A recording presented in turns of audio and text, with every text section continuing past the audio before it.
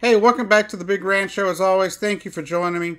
If you could, hit that subscribe button down below and let's get right to it. Now, yesterday, the U.S. moved their embassy into Jerusalem in Israel. You know, most of the world has pulled away from that, hasn't wanted to put their embassies in Jerusalem. Mostly because they feared, I think, it would spark protest and anger and violence. And unfortunately, this is what has happened. Now, I'm not going to get into whether or not this is a good policy for the United States to do. I'm not going to get into whether it's right or wrong, good, bad, indifferent. Because that's not what I'm here about. That's not what I'm wanting to discuss. But first off, I want to say Jerusalem should be a shared city. It shouldn't just be owned by Christians or just by Muslims or just by Jewish people or whatever.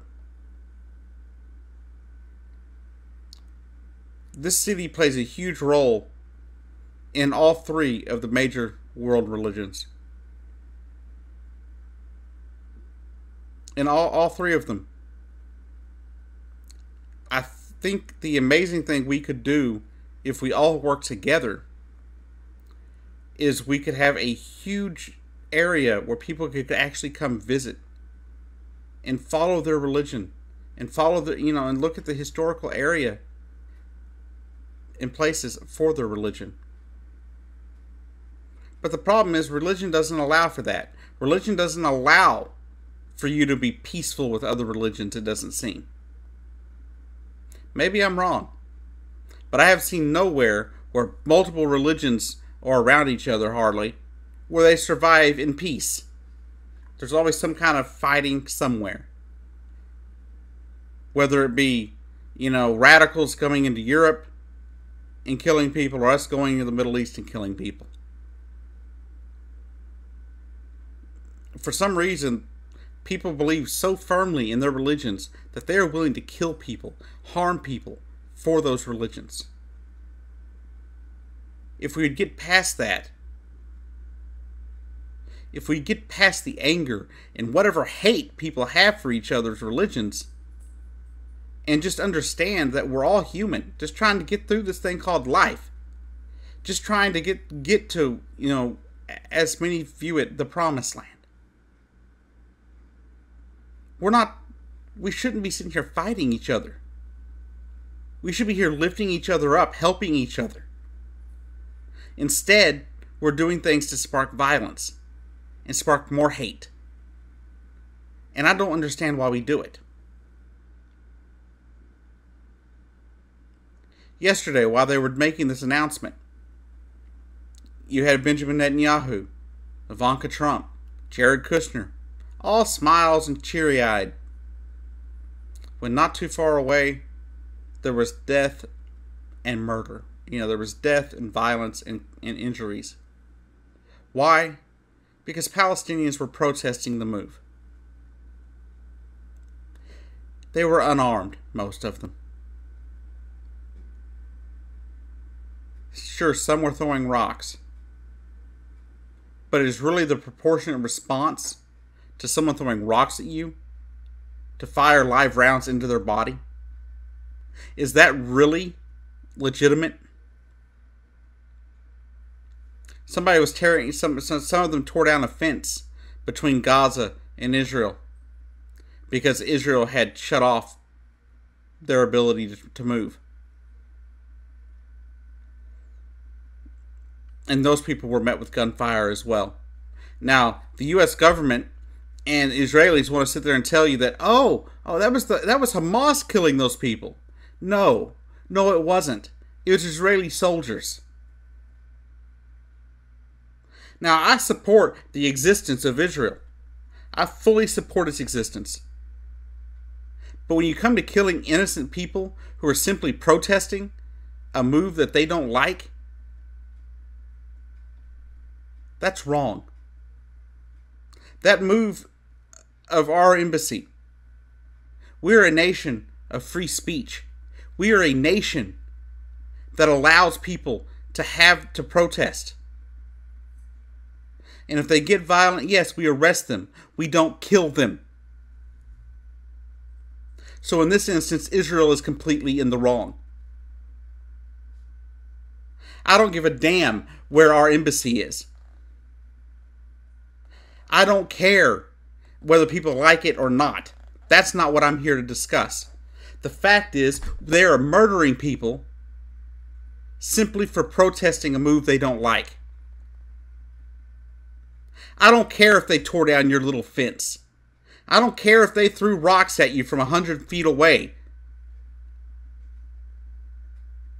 The proper response is not murder. The proper response is not putting a bullet in their body. That is not proper. That is not a proper response. The problem is we refuse to hear each other's voices. We refuse to hear what each other are saying.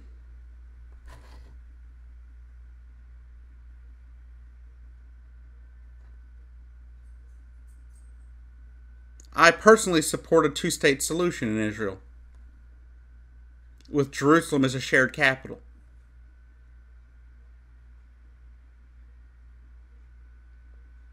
But the problem is, we're not giving the Palestinian people a chance, and we're not really giving the Israeli people a chance. We're just letting them fight and kill each other over and over again. And I'm fed up with it. I think it's disgusting.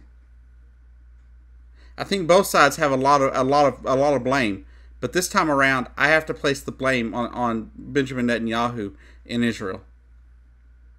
These people are simply protesting something they don't like, something they think is wrong.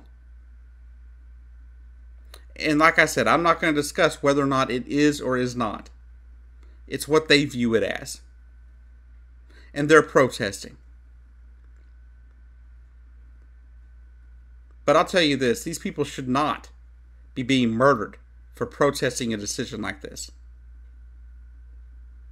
If they broke something like tore down a fence, arrest them. Don't murder them. You don't have to kill people to get your point across. The more people you kill, Israel, the less I can support you. Which leaves me in a tough spot. I have walked out of classes when I was in college because people were telling me Israel did not have a right to exist.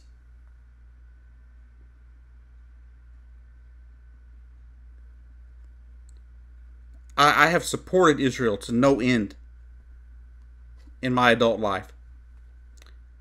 I support the right to exist. I support the creation of Israel when it was first created. I believe the Jewish people do deserve a place. They can call their own. But I also believe in the area that they are in, you've got to share the area. Now I understand there's historical and biblical connection here. But you know something? By the time Israel was carved out there in the Middle East, the Palestinians were there. Those people were already there. And the fact is, they should have been able to get along side by side. And I understand that some people were pissed that Israel existed, that they carved that spot out of their land as they saw it. But by the time that the empires split everything up like they did and everything, there wasn't really a people there. There were people there, but they weren't. It wasn't like the land was anyone's. Really, they had already been taken over and conquered by different empires. If I remember correctly, the British controlled the area, and it was given up to the UN because they couldn't figure out how to deal with it. That's what I remember reading anyway in history. And so I think this is something we need an agreement somewhere that allows both states to survive, but also they have access to each other. Now, I understand that there are terrorists out there. I understand that there are people that are hell-bent on preventing peace on both sides. Netanyahu is a warmonger. Has been, always will be. He's been caught on tape saying that basically the U.S. is basically the stooges for Israel. That he can convince the U.S. to do anything he wants.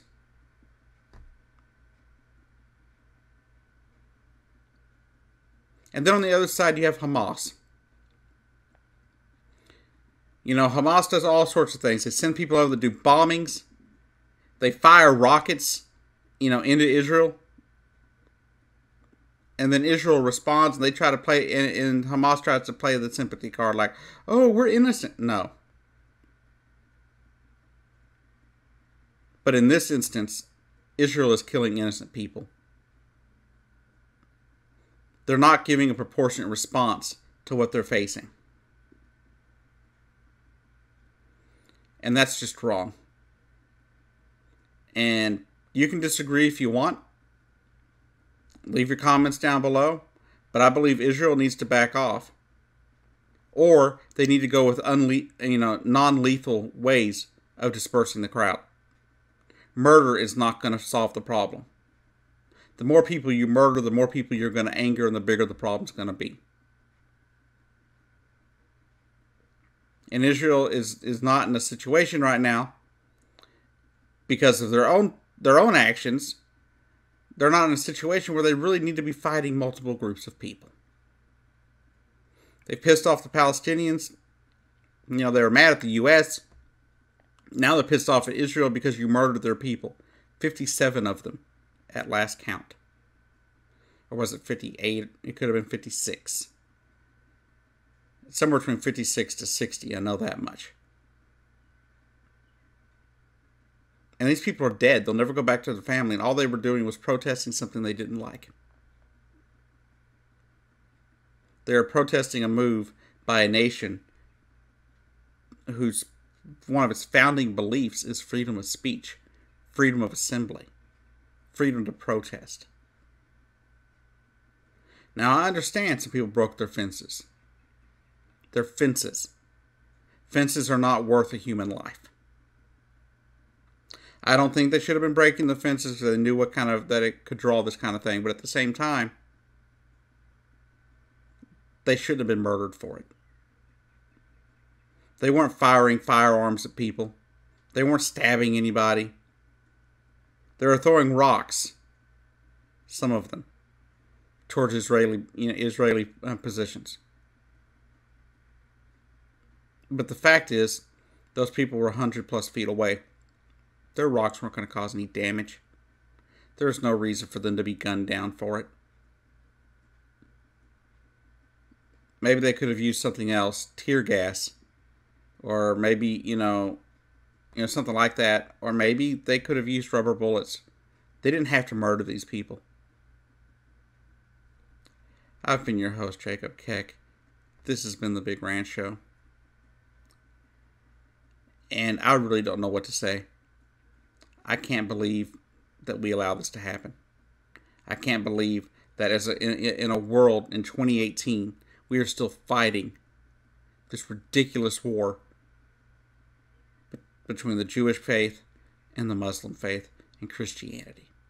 I can't believe that at this point in time we are still fighting this fight, when it would make more logical sense to put down the hate and actually talk to one another. Anyhow, I'll see you down the road.